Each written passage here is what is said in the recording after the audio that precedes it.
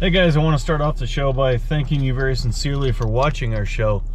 And for those of you that have subscribed, can I say that? Subscribed. Thank you very much. We really hope to get 1,000 viewers here soon so that this channel too can be monetized and we can get gas money for all these trips. We do have a problem today though, and that problem is Toe Jam. We know better than to feed him after midnight, but he fed himself after midnight, got into a cereal box, and he now looks like that. Yeah, you're all fat and sassy now. Well, this is how you grow a Bigfoot. They're not supposed to eat after midnight, just like that other creature you might remember from the 80s. What have you got to say for yourself there, Toe Jam? He doesn't want to be called Toe Jam anymore. Alright, what do you want to be called? Really? Let me think about that. So that wasn't the first time that we've had a problem with Toe Jam eating something when he wasn't supposed to. There was this one time, and I've got some video of him, when he ate some gummy bears from a disreputable source, and he looked like this.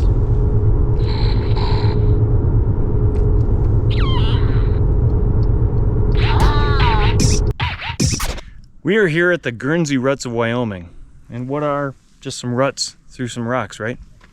The Guernsey Ruts were created by wagon wheels, many wagon wheels, as families moved over 2,000 miles from east of the Missouri River to the fertile fields of Oregon and California. This is the Oregon Trail. These ruts stretch half a mile and are cut into the rock from 2 to 6 feet deep. It is said that every wagon, horse, and livestock went through this one spot in order to avoid the marshy soil around this. Apparently, the river creates a lot of marshy soil, and this is the one road that they knew of to get through the Rocky Mountains. Remember my video on South Pass, Wyoming? That is where they passed through next. The Oregon Trail began around 1811 as trappers, fur traders, and explorers found their way west. They could only get through by horse or by foot though. Getting a wagon train over the high mountain passes as we drive over them today was not a wise thing to try. Ever heard of the Donner Party? That didn't go so well for them. Donner, party of 90. Donner, party of... oh, excuse me. Now what about Lewis and Clark? Not Lois and Clark. Come on, get your head out of the 90s TV.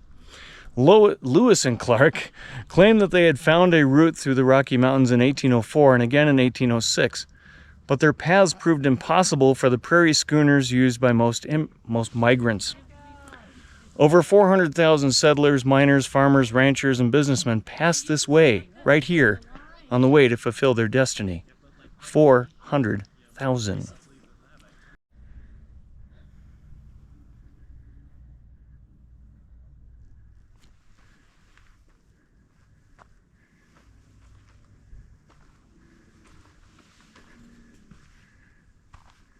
Imagine pushing the wagon up that.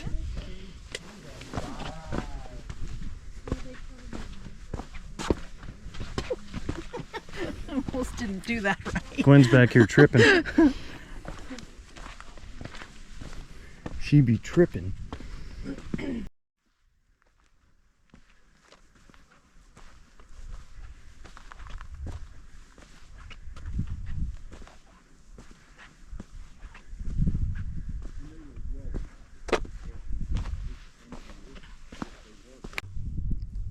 So 1936 was when the first migrant wagon train was organized in Independence, Missouri, and stayed in use until the Transcontinental Railroad took over in 1869.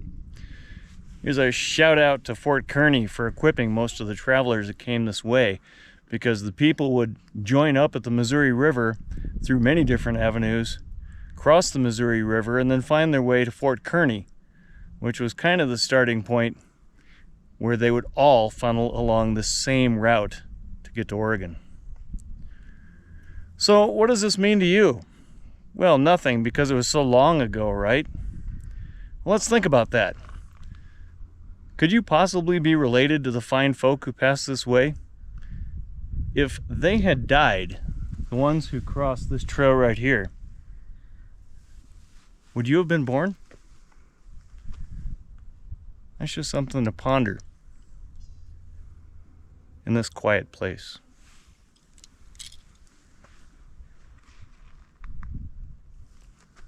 Let's go see the rest of the ruts.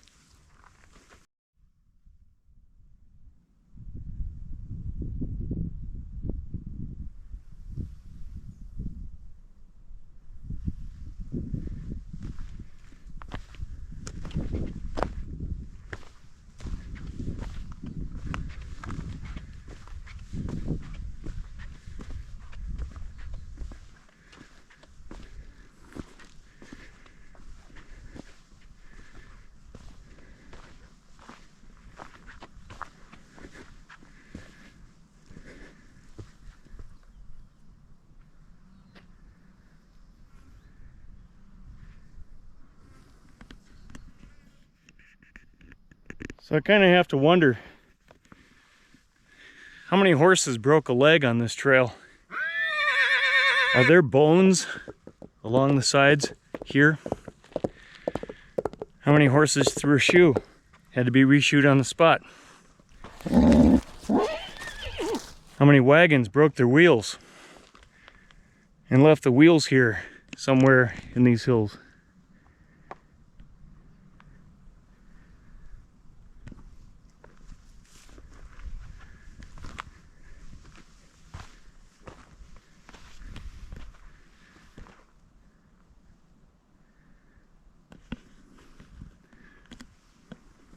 And although it's summertime, lots of people traveling this year,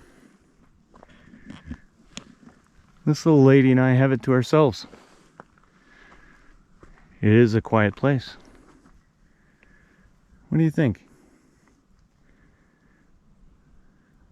Leave your comments below, please. 400,000 people, which means this trail would not have been very quiet. Even if you divided it up among the years and say only 5,000, maybe 10,000 people a year. That's a lot of traffic. For wagons, livestock, children running beside. Yeah.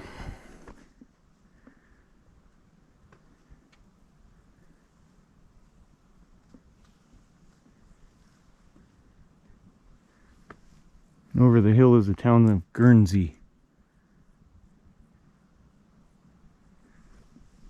Let's go that way, see what's over there. Hey Gwen. What? Watch out for that right there. Yep. I'm more worried about snakes. Gwen's worried about snakes. Yes, this looks As well like she should be. rattlesnake territory. Yeah, but at least they're awake and lively. And they feel us coming long before we get to them, so. Well, it's warm enough. They're not sleepy. They're not dormant.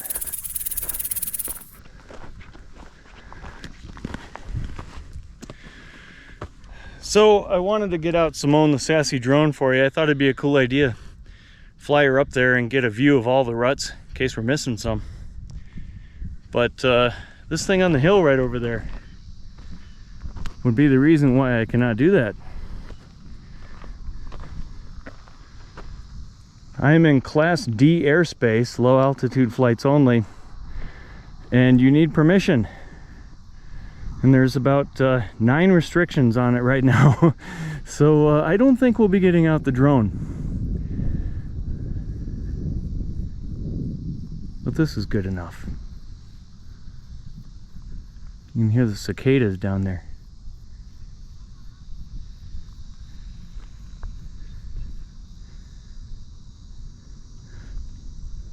Gwen, did you know that the real reason the migrants came this way was so they could get around to Gulf Inn? Oh, yes. You should believe everything I say. I've studied this. The golf course was definitely there in the 1800s. Well, the Indians put it there. Oh, okay. They were the Dunlop tribe, I think. Dunlop. I'm trying to think of a brand of golf ball. Oh well. Oh.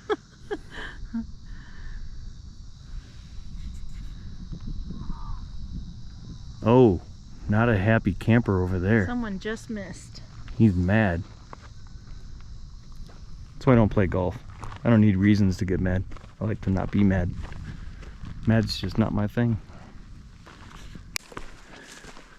Imagine trying to get your wagon through this in the mud, in the rain.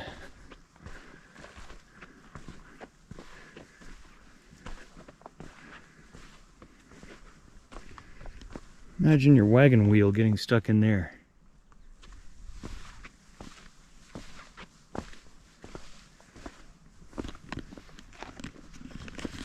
And this was the easy way. This was the only way, and also the easiest way to get to Oregon. I just would have taken I-70 myself, but I-70. It'd be I-80 I-80? up here. Well, up here would be I-80, yes. I-70 through Denver, though, if you want the scenic route. Okay. You know, the scenic route. Idaho Springs. Stop there to feed the horses.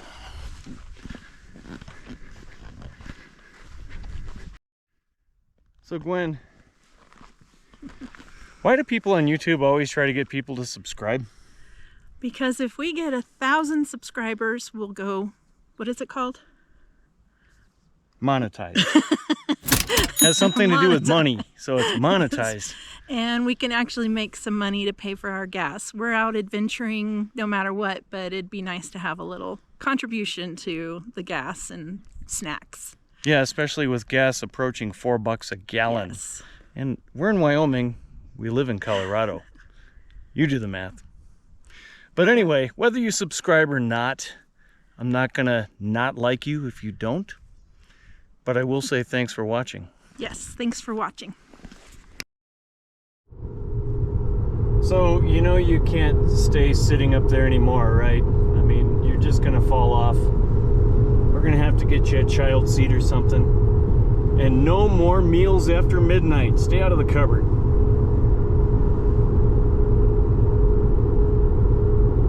Yeah, thanks for that.